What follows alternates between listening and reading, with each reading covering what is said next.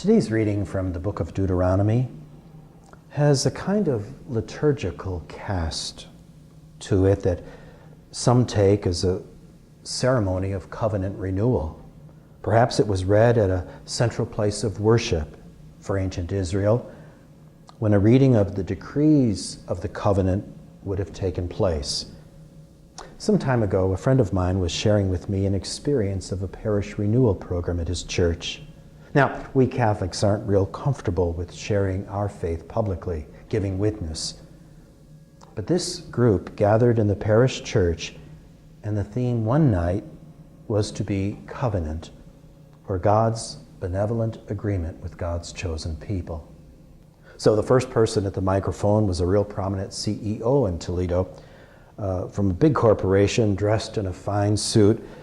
The man spoke confidently. Covenant, he said, it's a contract. God does his part, I do my part, we're both happy, that's covenant. And he sat down.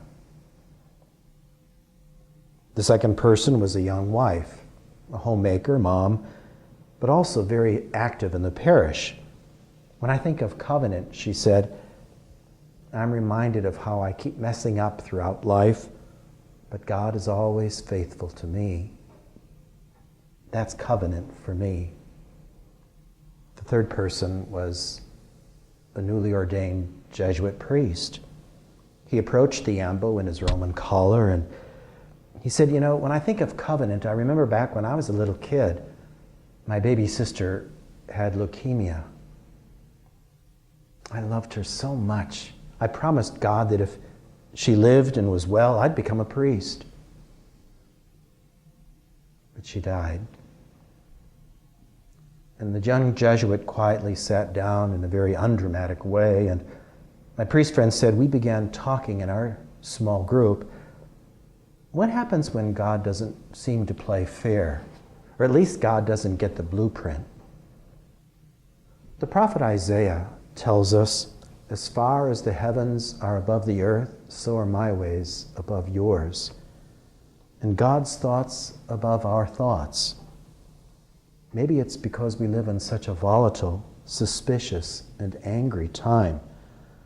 But today's gospel sounds next to impossible or totally unreasonable to us. This business about loving our enemies. You know, it was Abraham Lincoln who once said, the best way to destroy an enemy is to make him a friend.